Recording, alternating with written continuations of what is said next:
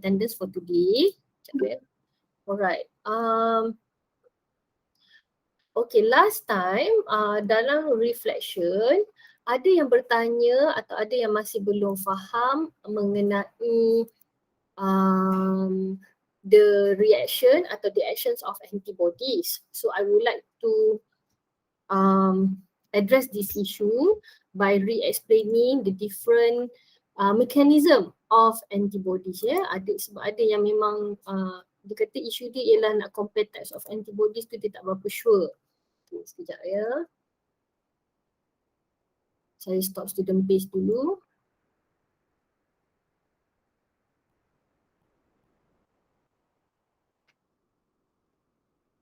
Okay. Okay. So okay, I will re-explain briefly regarding different mechanism of antibodies. Okay, so hari Rabu lepas kita ada berbincang bahawa lymphocytes in the lymph nodes produce antibodies. Dalam lymph nodes, there are two types of lymphocyte which are B lymphocyte and T lymphocyte.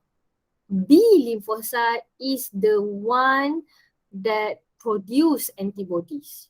Dan antibodies yang dihasilkan oleh lymphocyte ni membuat beberapa mekanisme. Okay, jenis-jenis antibody ni boleh kenal pasti, can be categorized based on how they react with the antigens or pathogens. For example, ada antibody dia bertindak balas dengan antigen yang larut dalam air. Antigen yang larut dalam air ni tidak dapat dimusnahkan sebab bila white blood cell cari antigen ini, white blood cell cannot identify the antigens since it dissolve in water. So the presence of antibody will start to collect all of this antigen in its dissolved form, in its soluble form, and convert the antigen to become precipitate dalam bentuk yang insoluble. Okay, antibody ni dia akan cari antigen yang soluble ni dalam air, kemudian convert dah jadi bentuk yang tidak boleh larut air. So the antigens will become a bigger clump of antigen, jadi satu mendakan antigen yang saiz dia agak besar, so that phagocyte atau so that white blood cell boleh buat phagocytosis untuk digest precipitated antigen ni atau antigen yang telah tukar jadi mendakan. And then mekanisme kedua antibody ialah dia pergi cari antigen-antigen asing ini dan kumpulkan setempat untuk menjadi satu clump, satu mass, satu gerombolan antigen yang hendak dimusnahkan. So once it is in a big form, a big mass, maka white blood cell pun datang untuk digest the agglutinated antigens. The third one is antibody yang melekat pada permukaan toksin. Toxin is one of the secretions of pathogen that causes harmful effects to our body. Bila toksin ni melekat atau masuk ke dalam sel, menyebabkan sel kita breakdown, for example. So antibody ni cover surface of the toxin to prevent the toxin from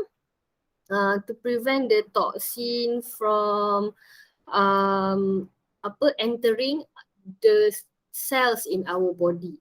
So bila antibody dah cover the surface of the toxin has been neutralized. Sebab itulah nama mekanisme tu neutralization. Yang keempat, mekanisme dia ialah opsonization. Ada sesetengah antigen atau sesetengah pathogen, kita punya white blood cell tak kenal. Is this my enemy or is this my fellow cellmates?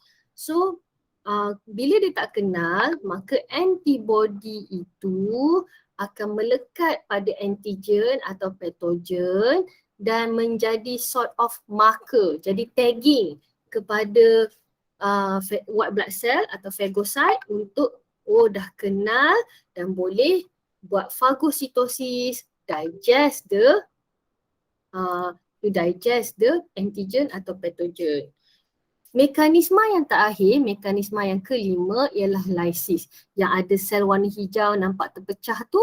So, antibody will attach to the plasma membrane of the pathogen and causes the membrane to break down, become perforated, menjadi berlubang-lubang, menyebabkan the contents of the cell, kandungan sel terkeluar daripada bakteria, bakteria pun mati. Okay, so I would like to ask for your feedback regarding this. Up until now, are you okay? Boleh faham ke untuk antibodies ni? Boleh indicate kat sini ya.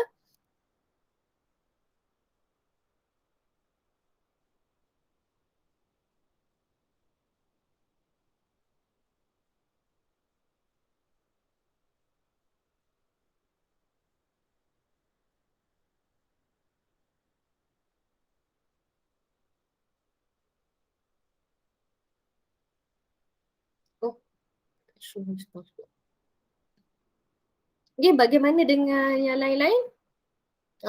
Amirul, Elisha, Nurin, Alina, Azim, are you okay? Boleh follow?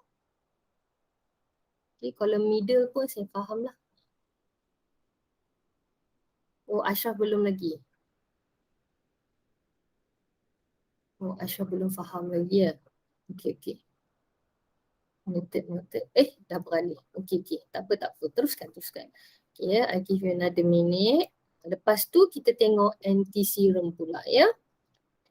So semalam, hari Rabu, ramai juga reflection yang diberikan ialah dia excited sebab dia dapat faham vaksin tu apalah. So nanti kita buat a quick recap pasal vaksin, lepas tu kita bincang pasal anti-serum ya. Right. So as I mentioned before, kenapa kita kena tahu pasal antibody ni? Sebab it is the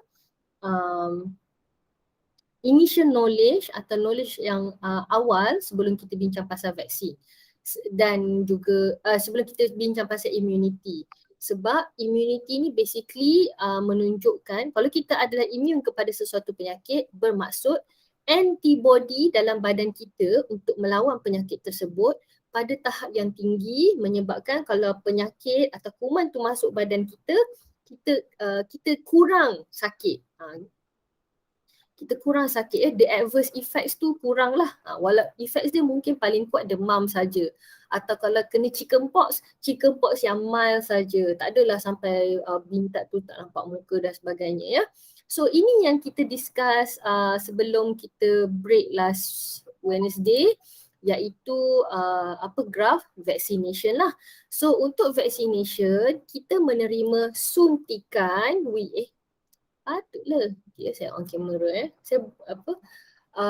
kita menerima suntikan dan di dalam suntikan tu mengandungi a suspension of pathogens that already weakened, dead or non-virulent. Nanti bila kamu baca pasal vaksin untuk COVID, the term vaksin tu, suspension tu tak semestinya hanya weaken dead or non-virulent pathogen saja. It can be parts atau mRNA vaksin, dia mengandungi mRNA atau dia mengandungi certain parts of the virus that allow our antibody to learn about the virus and make specific antibody for that particular virus lah. So yang definition yang ada dalam textbook tu sebenarnya dia lebih meluas ya. It can be also bukan saja suspension of virus yang dah lemah atau non-virulent, juga boleh bagi dalam bentuk mRNA dan sebagainya lah. So nanti kamu tengok bila kamu dapat vaksin nanti saya rasa most likely kamu akan dapat Pfizer sebab Pfizer tu yang ada supporting evidence sesuai untuk children between 12 to 17. Tapi kita tengok macam mana nanti ya. So kenapa dalam graf ni ada first injection dengan second injection? As you have observed, kalau kamu tengok adik-beradik kamu ke, tengok adik-adik atau anak saudara, kita dapati vaccination tu berlaku 2 kali atau lebih. Sebab masa first injection, the concentration of antibody produced tidak sampai ke garis warna kuning tu. Garis warna kuning tu menunjukkan that is the concentration of antibody that we need in order to be immune for that particular disease. Nampak? Lepas first injection, kepekatan antibody, concentration of antibody naik sikit, lepas tu turun sikit. However, after second injection, the concentration of antibody increases melebihi level of immunity. So for that particular point of time, barulah kita dikatakan immune kepada diseases tu lah. Namun begitu, untuk sesetengah patogen tu dia mutate terlalu cepat, dia mutate terlalu kerap. Jadi ada sesetengah vaccination kita kena ambil tiap-tiap tahun lah, macam flu shot. So ini especially important untuk anak-anak yang ada masalah pernafasan, untuk adik-adik kecil yang level toddler, itu sesuai lah untuk ambil vaccination tu. Sebab dia membantu untuk mengatasi masalah pernafasan disebabkan oleh flu season lah. So sebab itu kalau kita tengok dekat US, kita dengar diorang cakap dah dapat flu shot. So itu yearly flu shot lah, yearly vaccination. Because the virus mutated quite a number of times. Okay, jom kita tengok pula pasal anti-serum. Apa beza vaksin dengan anti-serum? So anti-serum adalah diperoleh daripada, ini contoh dalam gambar ni saya tunjuk sorry. Saya bagi kamu boleh draw kat sini ya. Mana ya? Okay, now you can draw here ya, if you want to draw. Okay, so untuk anti-serum pada slide ini saya tunjukkan macam mana proses mendapatkan anti-serum tu berlaku lah. So katakanlah untuk anti-serum tetanus. So tetanus toxoid suspension ni atau virus tetanus ni dicucuk ke dalam binatang yang akan generate atau akan produce specific antibodies lah. So bila dia injected into the horse ke, into a cow ke, into a goat ke, it will be injected bit by bit so that the immune system of the horse can produce specific antibodies untuk tetanus ni lah. Okay, kemudian bila dah habis, proses ni dah habis, around 5 liters of the horse blood will be taken and purified and then will be stored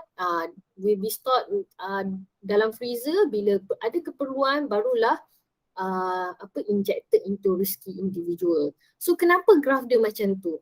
Selepas injection yang pertama memandangkan badan kita menerima antibody, our body receive antibody, of course lah when injected, the concentration of antibody melebihi immunity level. Yang sebelum ni dia baru nak buat antibody tu, so it takes time. But kalau hari tu lah untuk anti-serum, hari tu inject, hari tu terus concentration of antibody increase up to immunity level. Kemudian however, since the antibody is obtained from external sources, therefore, after several weeks, the concentration of antibody decreases. So if we want to get immune to the same particular disease, kita kena dapatkan second injection, barulah concentration of antibody tu naik. Okay, sekejap saya nak tengok ada yang nak tanya kat sini. Okay, tak ada setakat ni. So Jom kita cuba a few questions regarding this ya. Pertama sekali ialah, okay, take a look at this graph. There are two types of graph here. Can you identify graph sebelah kiri tu what type of immunity? Graph sebelah kanan tu what type of immunity? Letak bendera kat situ. Okay, the answer is any two of the four flags. So akan ada dua flag in reserve yang kita tak akan guna lah. Okay.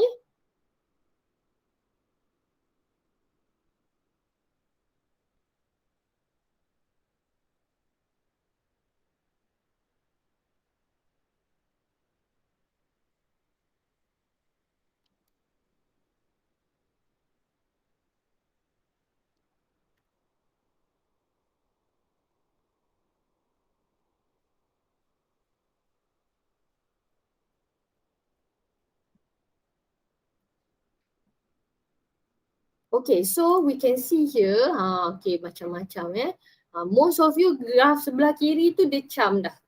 Yang graph sebelah kiri tu adalah warna purple, artificial passive immunity. Okay, so clue dia dekat sini anak-anak ialah both graph shows injection, dia ada label injection. So once injection, confirm itu adalah artificial form of immunity. Bila inject saja, dia confirm artificial. Tapi passive ke aktif, kita decide kemudian, kita tengok bentuk graph. So confirm bendera merah dengan hijau kita tak guna ya. So between bendera biru dan bendera purple. So antara bendera biru dengan bendera purple, okay, antara bendera biru dengan bendera purple, macam mana kita nak decide? Kita decide based on the shape of the graph. Kita tengok graph sebelah kiri mula-mula naik, lepas tu turun. Bila inject baru naik tapi turun semula. So that is why on the left side is artificial passive immunity. On the right side is artificial active immunity sebab lepas cucuk yang pertama, concentration of antibody naik tapi tak lebih dari level of immunity. Itu nombor satu. Nombor dua, selepas first injection, concentration of antibody naik tapi dia ambil masa. That indicates our body requires a few days atau a few weeks in order to produce the antibody. Ambil masa pula untuk hasilkan antibody. Sebab itulah kita nampak graph dia tu mencapai puncak, the maximum point of the graph tu dia ambil masa sikit. Lepas tu after first injection, suddenly at some point the concentration of antibody decreases, lepas second injection baru naik. So kalau lepas second injection baru naik, itu adalah artificial active immunity. So graf kiri bendera biru, graf kanan graf kiri bendera purple, graf kanan bendera biru. Okay, kamu dah kenal type of immunity. Can you identify types of substances injected pula? Okay, apakah jenis substances injected into individu X dan individu Y?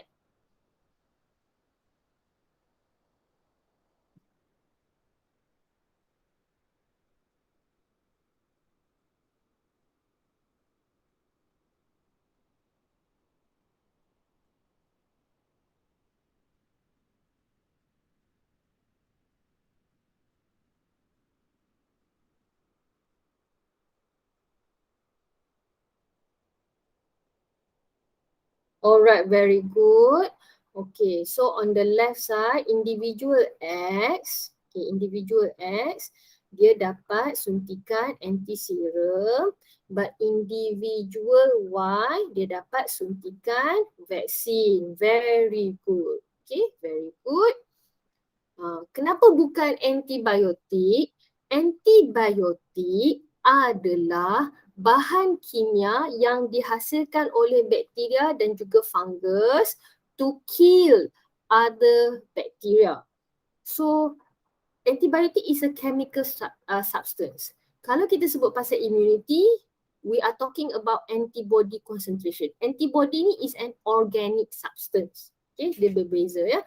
Dan antibiotik kita gunakan untuk jangkitan yang melibatkan bakteria.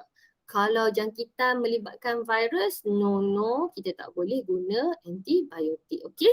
Okay, good job everyone. You have identified the differences between the two in terms of apakah substances yang injected. Okay, jom kita compare pula dari segi ini ya. Okay, kita tengok kat sini. Okay, kenapa individu X perlukan suntikan kedua? Why do individual X need a second injection? Okay, sementara tu saya cek jawapan Marsha ya, sebab Marsha dah submit. Kejap ya Marsha. Oh, kejap. Saya show responses dulu. Okay.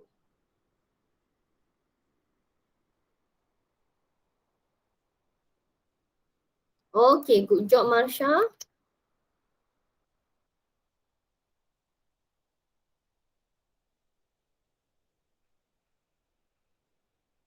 Ada dua kan?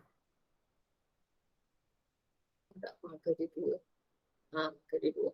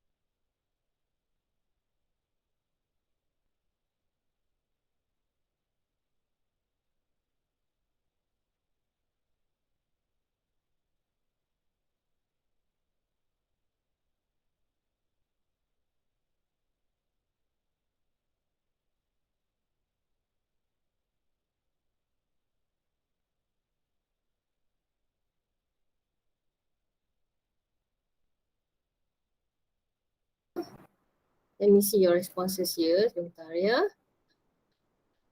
Okay. So secara umumnya, kenapa kena ada second injection untuk individu X? Since the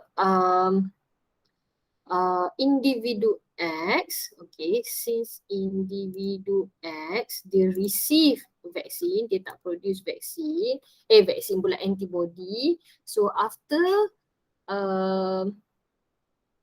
after several weeks, the concentration of antibody decreases. Decreases sampai nak dekat zero kan? Therefore, a second injection is needed to increase the level of immunity, the concentration of antibody until it reaches immune level ya. Okay, so this is a sample answer from Marsha tadi. Okay, manakala yang dah siap ni, saya akan check ya.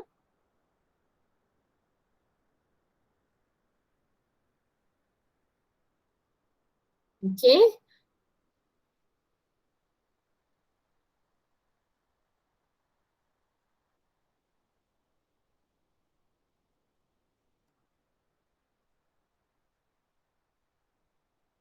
Okay, saya check dulu.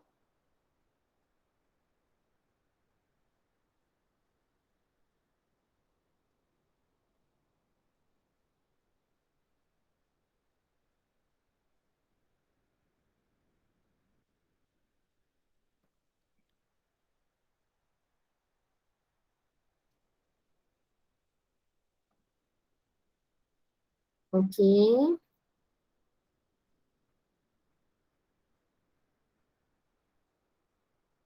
So, sekejap ya.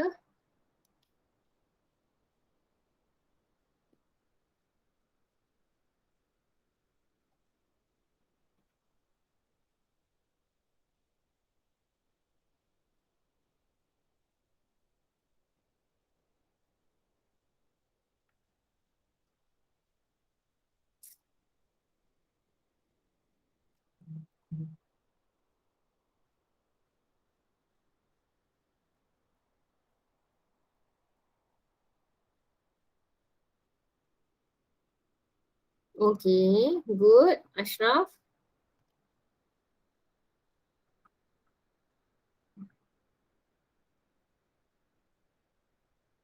So, please take note, okay, please take note, level of immunity tu, garis level of immunity, garis level of immunity tu akan stay dekat situ. Yang naik atau turun ialah concentration of antibodies. Okay, yang naik atau turun ialah concentration of antibodies. Jadi second injection tu, the aim is to increase concentration of antibody mencapai dia punya parameter iaitu level of immunity. Okay, so quite a few yang saya dah check ni, dia kata yang increase ialah level of immunity. No, yang increase ialah concentration of antibody sampai ke tak pada level of immunity. Lepas first injection, after several weeks, the concentration of antibody decreases below level of immunity. Therefore, kita perlukan second injection so that the concentration of antibody naik melebihi level of immunity. So bila dah lebih barulah berlaku bila concentration of antibody lebih dari garis level of immunity tu, barulah kita kata seseorang tu immune terhadap penyakit tersebut. Okay ya.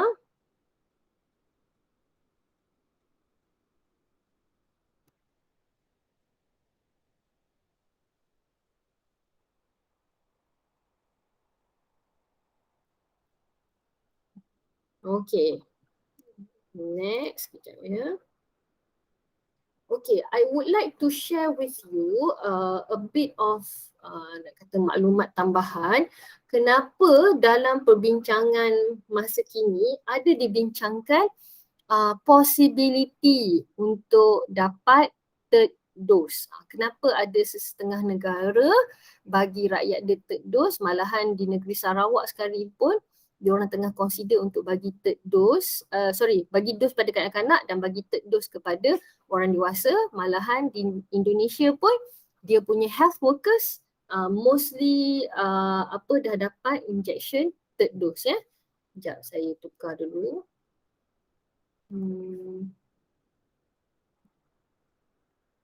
Saya countdown ni lebih kepada untuk saya sebenarnya ya. Sekejap. Saya tukar. Let me share another window. Okay, this one. Okay. So apa yang saya nak share sekarang ni adalah pada skrin saya share another graph. Okay, graph ni adalah untuk COVID-19 vaksin ya. So kalau untuk mRNA vaksin, kalau kita tengok dekat sini, dia gelap Why is it dark? Sekejap, saya tukar. Sekejap Kenapa dia gelap? I don't understand. Okay, this one.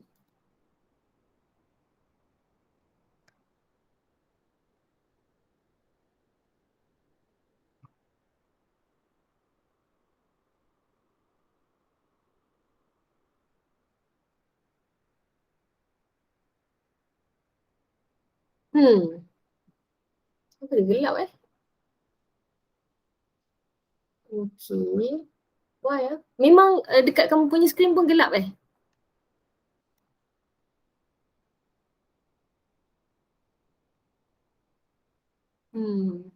Is it boleh tulis dekat boleh tulis dekat messages tak? Memang nampak gelap Ke saya punya skrin saja nampak gelap? Macam tak gelap ya ke? Okay. Tak apalah, saya punya Google Meet yang problem.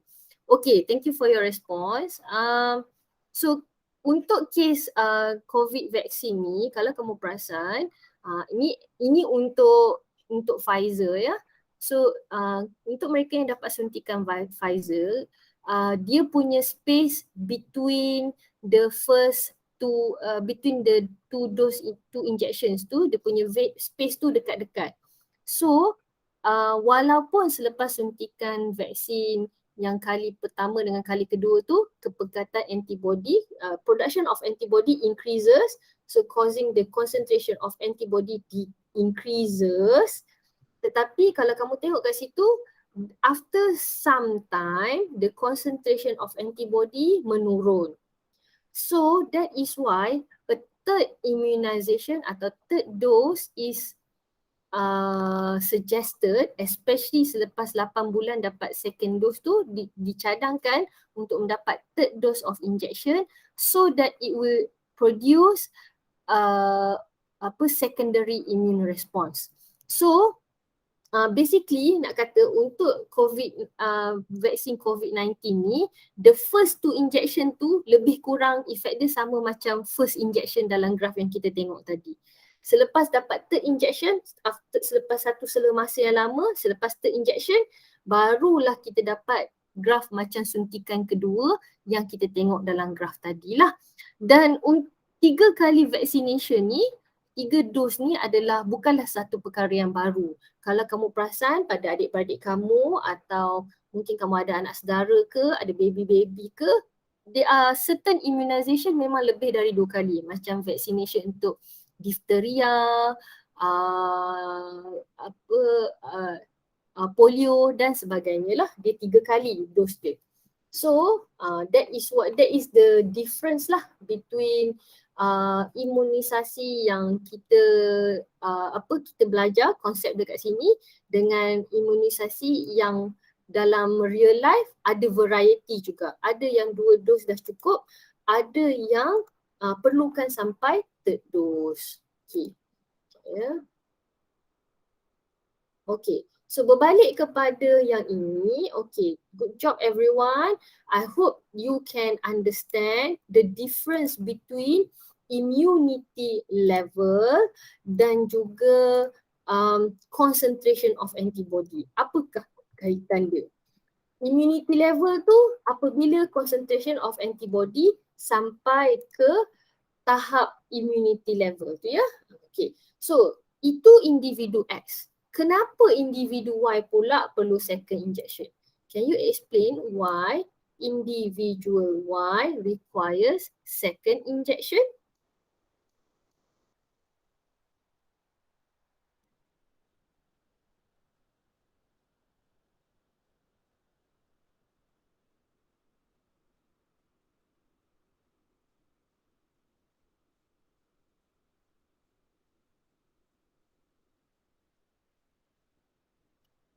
Lebih kurang jawapan kita kan?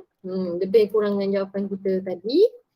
Cuma kita kena tukar konteks dia sebab individual Y ni dia artificial active immunity. So kita kena ubah sikit kita punya mechanism, explanation on the mechanism tu.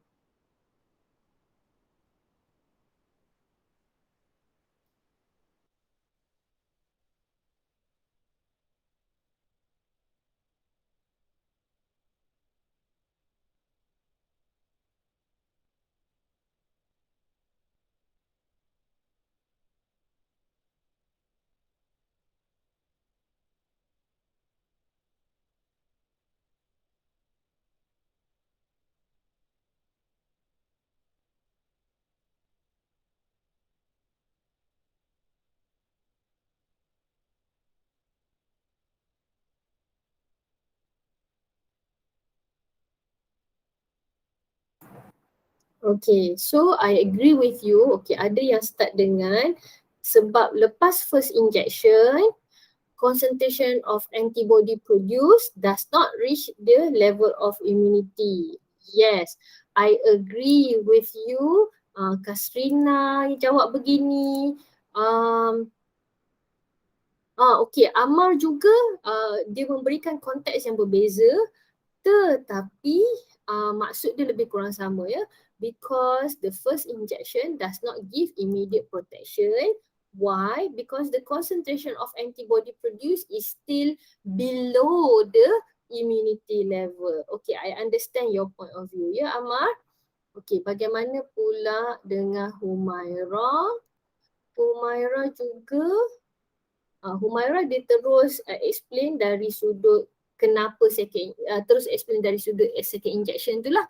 Okay, to boost the level of antibodies. Okay, dekat sini kita kena berhati-hati sikit. Second injection tu dia bukan boost level of antibody, boost production of antibody. Kalau kita sebut boost level of antibody, itu sesuai untuk suntikan anti-serum. Sebab anti-serum injection dia masukkan antibody ke dalam badan. Jadi memanglah once we inject anti-serum in our body, it will boost level of antibody. Kepekatan antibody tu terus meningkat. But for vaccine injection, when vaccine is injected into our body, it will stimulate the production of antibody. Jadi explanation kita kena tambah lagi, kita kena nyatakan dalam situasi ini antibody produce.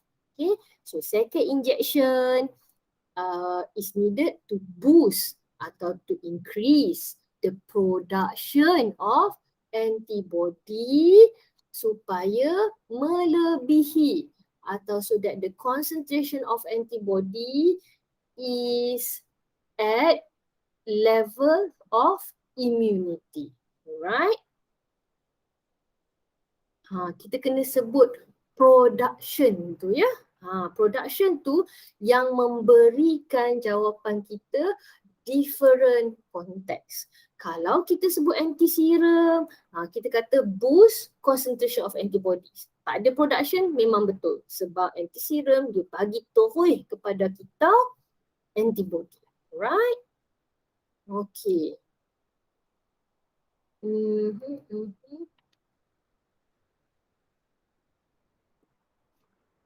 Okay. So ada beberapa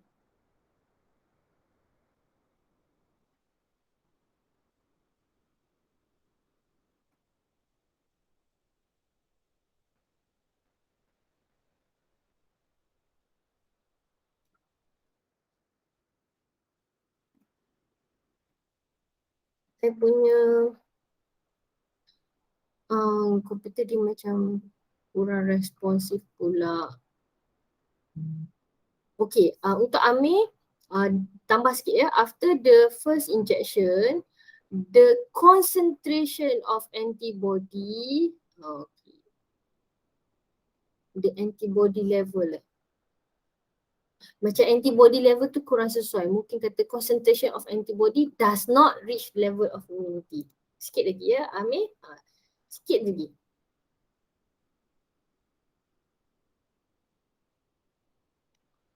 Okay, boleh.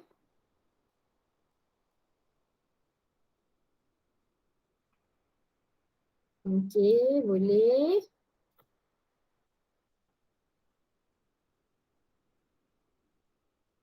Okay, boleh. Ya, some of you apa? Okay. Okay. Okay. So saya screenshot juga satu sampel jawapan so that you can refer to it later ya. Okay. Need second dose. Okay. Need second dose sebagaimana konteks yang diberikan oleh Ammar ni, need second dose because it does not provide immediate protection since the concentration of antibody is not does not reach the level of immunity. Tetapi anak-anak, a second injection atau booster dose will stimulate the increase in production of antibodies until above the level of immunity. Yeah. Lepas first dose, memang ada production of antibody. Tapi antibody yang dihasilkan tu, kuantiti atau concentration dia ialah sangat rendah. Tetapi lepas bagi booster dose, concentration of antibody produced increases. Okay, sekejap .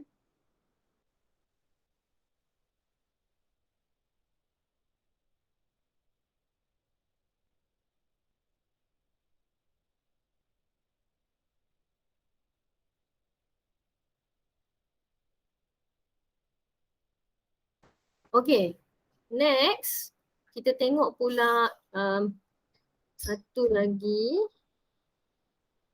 situasi berkaitan dengan HIV ya. Alang kepalang ya. Bagaimana pula sekarang ni kita fahamlah betapa pentingnya sekarang ni kita dah fahamlah betapa pentingnya peranan limfosit ni kepada badan kita, especially dalam konteks different types of diseases, sebab kita faham bahawa sebab apa ya passive immunity kita hanya boleh dapat masa kita kecil saja, masa natural lah. Dan untuk mendapatkan artificial passive immunity ni sangat mahal, sebab kalau kita tengok tadi proses dia renyah sangat. Berapa ekor kuda yang kita kena inject dengan antigen supaya dia boleh hasilkan antibody. Manusia ada berapa banyak kan? So the best and cheaper way to produce immunity among the population is to do vaccination program lah. So sekarang ni kita faham fungsi limfosit. I would like to show you bagaimana pula kalau ada penyakit yang menyebabkan limfosit kita tidak boleh berfungsi. Ya. So kita tengok dekat sini. I would like to show you a video first and then we discuss ya.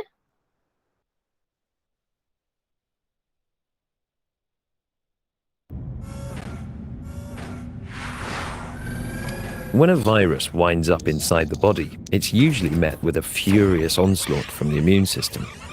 White blood cells immediately respond by releasing antiviral proteins, attacking infected cells and recruiting backup. Usually, this is enough. But there's one virus that pushes the immune system beyond its limits: HIV. HIV infects one of the immune cells that is central to the body's response to pathogens, the helper T cell. First, the virus attaches and enters. Once inside, the virus moves towards the nucleus along with its enzymes and genetic material. One of these enzymes, reverse transcriptase, converts the viral RNA into a length of DNA, which inserts into the cell's genome, forcing the cell to spew out HIV proteins and genetic material to make new copies of the virus. These new viruses escape the cell to infect others. HIV levels rise rapidly in the body. But the immune system doesn't go down without a fight. Inside infected cells, antiviral proteins called restriction factors work to shut down virus production, whilst others stop the virus from escaping the cell. Outside, white blood cells called B cells produce neutralizing antibodies, which bind to surface spikes on HIV particles and stop them entering healthy helper T cells. The greatest assault comes from killer T cells and natural killer cells, which seek and destroy infected cells directly. They release a protein called perforin, which punctures the infected cells, allowing enzymes to be injected, triggering auto-destruction. For a while, the defense holds and virus levels drop. But HIV begins its counterattack. It disables the cell's antiviral proteins, allowing new virus particles to leave the cell. It also constantly mutates inside the cell to evade detection. The immune system can't fight what it can't see. Eventually, the immune system wears itself out. Killer T cells, activated for too long, become exhausted and no longer respond to infection. Also, the body loses the ability to make new helper T cells to replace those killed in the fight, and as a result, their numbers plummet. Ultimately, the body becomes immunodeficient, and this condition is known as AIDS. Without treatment, exposure to otherwise harmless microbes can be fatal. We still have no way of eliminating HIV from the body completely. There is no cure, and hidden reservoirs of HIV will rebound if treatment stops. But treatment with antiretroviral drugs can swing the balance, allowing the immune system to recover from battle and live to fight another day. Okay, so based on the video, it shows a general understanding on how HIV works lah. So basically HIV infects T lymphocytes and convert the T lymphocyte as its own host so that the host will produce new HIV to infect other T lymphocytes. Once most of the T lymphocytes are infected, it will compromise the ability for the lymphocytes to produce antibodies to identify microorganisms or pathogens that enter our body, causing our immune system to break down even walaupun ada simple infection from previous microorganisms that we usually can fight off. Bila kita dalam keadaan immunodeficiency, dalam keadaan dah mencapai tahap dapat AIDS tu, so it reduces greatly the ability for our immune system to fight infection. Walaupun kita sudah ada memory cells, but the ability to produce antibody tu tidak tidak optimum lah, sebab as we have discussed earlier, T lymphocyte is the one that will stimulate B lymphocyte to start produce antibody. Sekarang T lymphocyte semua infected, jadi macam mana proses tu nak berlaku?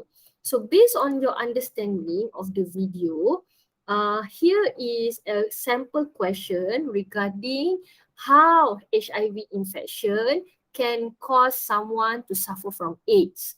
So it is a 4 marks question and I've given you the step-by-step guidance on how to answer this question, yeah?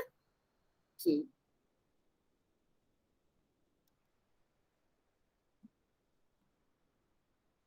Okay, you can answer based on the guide. Boleh namakan dulu apakah sistem yang affected, dalam sistem tu what cells are attacked, and can you describe the process, and finally apa kaitkan dengan AIDS. Berapa banyak ayat kamu nak cerita pun boleh, tapi make sure you include atau kaitkan dengan AIDS. Apa kaitan HIV dengan AIDS?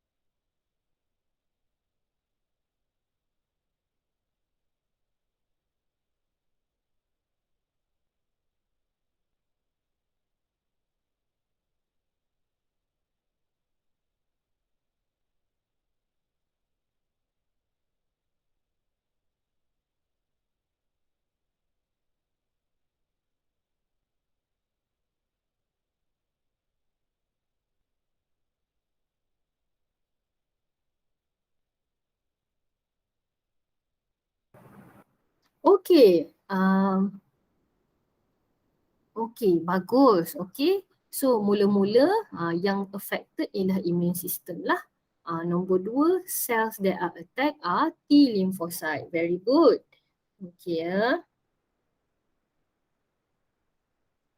Yes, destroy lymphocyte. Boleh macam Masya nyatakan attack and destroy lymphocyte. Boleh, tak ada masalah ya. Destroy lymphocyte juga diterima.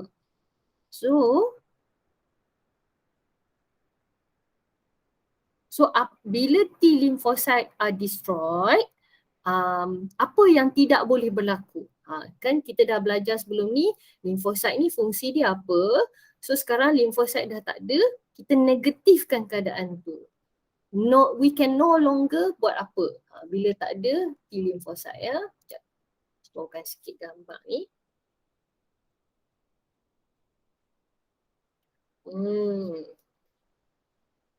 Yes, easily infected. Boleh. That is a good idea. Disebabkan T lymphocyte dia destroy, a person is easily infected, kan? Easily infected by other microorganism atau other pathogens. Sebab dia dah mengalami situasi immunodeficiency kan? Sebab sistem immunity dia sudah kurang efektif. Okay, so HIV attacks the immune system. HIV destroy the T lymphocyte. Kalau tulis destroy lymphocyte pun boleh diterima ya. Tak ada masalah, boleh tulis Amirul. Okay, attack immune system, destroy lymphocyte. Itu dah kira 2 poin yang berbeza. So bila lymphocyte destroy, apa yang tidak boleh berlaku? Okay, boleh. Lymphocyte cannot produce antibody. Boleh. And lymphocyte cannot produce antibody. Okay. Atau boleh bagi secara umum, lymphocyte cannot destroy microorganism. Boleh. Itu pun boleh ya. In simpler term, boleh. Ini yang saya baca daripada kamu punya submission dan saya rasa idea tu adalah idea yang baik. Okay, so dah 3 kan poin kita? Effect immune system, destroy lymphocyte. So lymphocyte cannot produce antibody atau lymphocyte cannot destroy pathogen atau microorganism. So apa kesan dia? Kesan dia ialah what are the effects? The individuals is now having AIDS. Pada peringkat ni, individu tu sudah mengalami AIDS lah, simptom-simptom penyakit AIDS. Okay. The individual's body immune system has become so weak, it does not have the ability to destroy atau to fight with diseases that usually does not affect a healthy individual. Itu yang kita panggil orang tu dah sampai level AIDS lah. Okay, so HIV attack immune system. Nombor 2, it will destroy lymphocyte.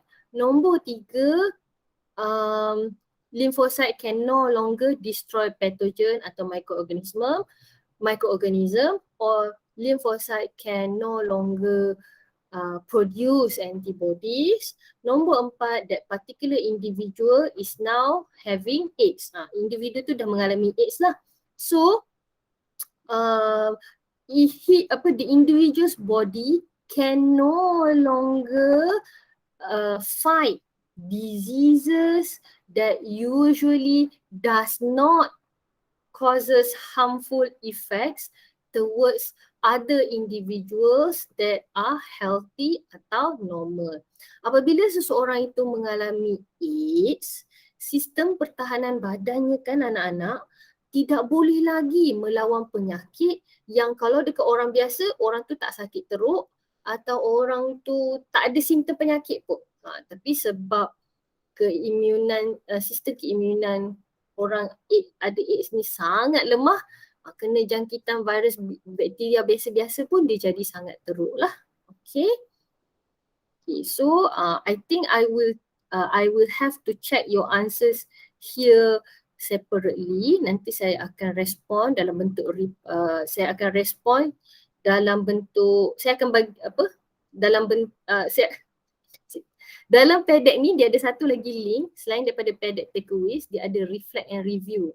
So nanti I will give you the link for reflect and review. You can take a look at my comment for this particular slide ya, sebab kita tinggal lagi 1 minit je untuk kelas kita pada hari ini. So I would like to conclude what we have discussed today ya.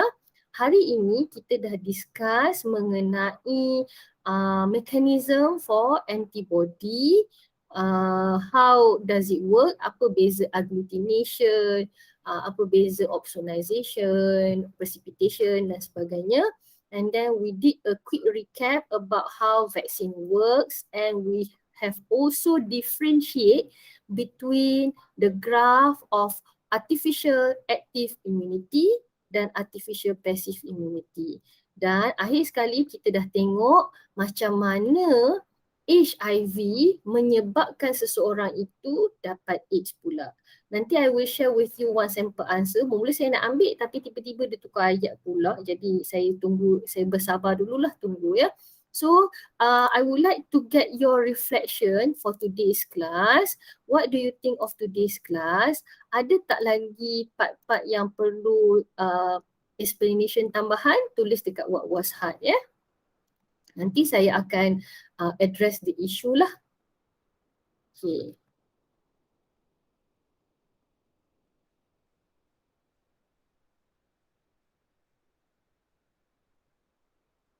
Dah faham semua. Oh, alhamdulillah.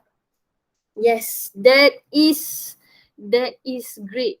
That is a good start for my weekend. Dah faham semua. That is good. Oh, second injection part tu a bit confusing ya. Alright.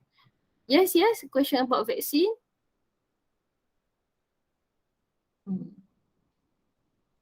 Oh, okay, nanti saya check ya. Oh, ya ke? Okay. Nanti saya check dekat slide 30 ya. Ya, sebab 29 dengan 30 tu saya ingat nak bagi sebagai homework. Boleh. Nanti saya ni. Slide 30 ya. Slide 30 tu slide yang ada gambar ular tu kan? Nanti saya check ya. Alright.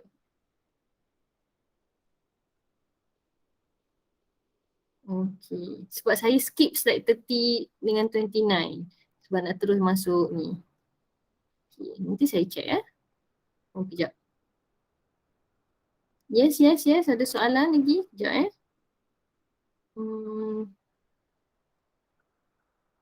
Oh, slide 28. Oh, okay. Nanti saya address. Nanti saya screenshot dan share the answer ya.